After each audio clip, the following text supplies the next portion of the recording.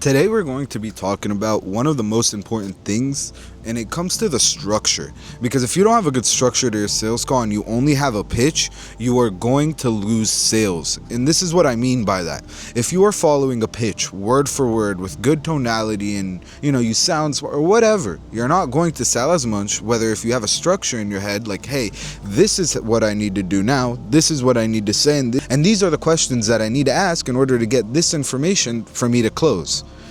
If you have that type of structure in your mind, you will close a lot more than following something word for word, because it avoids a few things. It avoids sounding like a robot. That's one.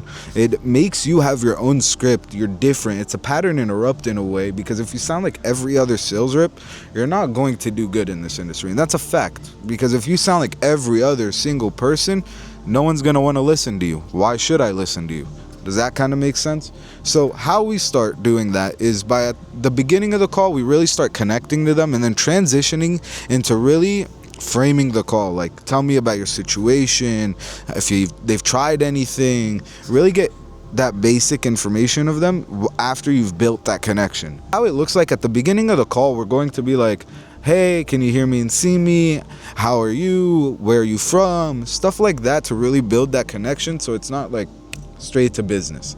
And that's the most important factor here, because if you just start like, so I know you've been talking to this, so that's not how it works. You need to really build that connection before we jump into everything, because only then will you really be doing like really good. All of these key factors alone will help you become a better closer in the future. And this is the structure that a lot of people should use. At the beginning of the call, it's just a report, and after you build a report, you frame the call, and then we jump in discovery. What that does is at the beginning of the call, when we build the report, it builds that connection. After we're done building the report, we frame the call, we give it a frame so we control the conversation. After we're done really asserting that dominance and asking what they've done in the past and asking all that basic level information, we dig deeper during the discovery.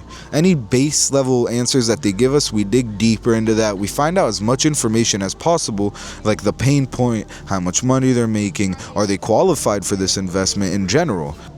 After we're done qualifying them in general, we are going to be moving towards the closing by kind of just like, hey, so in order to get their pain point and the reason why you want to get rich and the money goal, is just going to be a one-time investment of this. And that's the type of structure you should use, and that's the type of information that you need to get during the discovery. And a good discovery will always get you no objections at the end, and that's one of the most important things, because if you have a good discovery and you actually try to understand their situation and really see if it makes sense for them, there is no reason why you should get an objection at the end, because it actually makes sense and it actually solves a problem for them. Whether if you're just trying to get to the closing to collect the money and not really help them, they kind of feel that in a way by wording and tonality and everything in general. After we're done closing, there's always going to be that 1-2 objections that they're going to give us, and at the end of the day, that's what it comes down to. Does it make sense for them? Can you get around the objections? Or is the objection not a smokescreen? Is it an actual objection where they have literally $0 in their bank account? Or are they lying to you and they have like $3,000 in their bank account? That's what really matters. You want to make sure that they're not lying to you and it actually, just doesn't make sense for them if they don't end up doing it.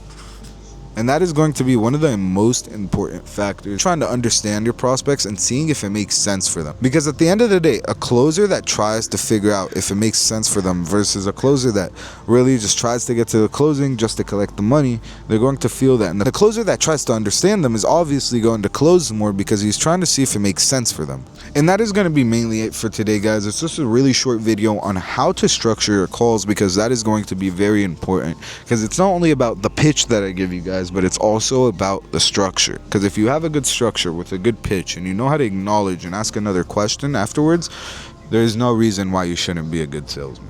You get everything. At the end of the day, it's up to you guys. Peace.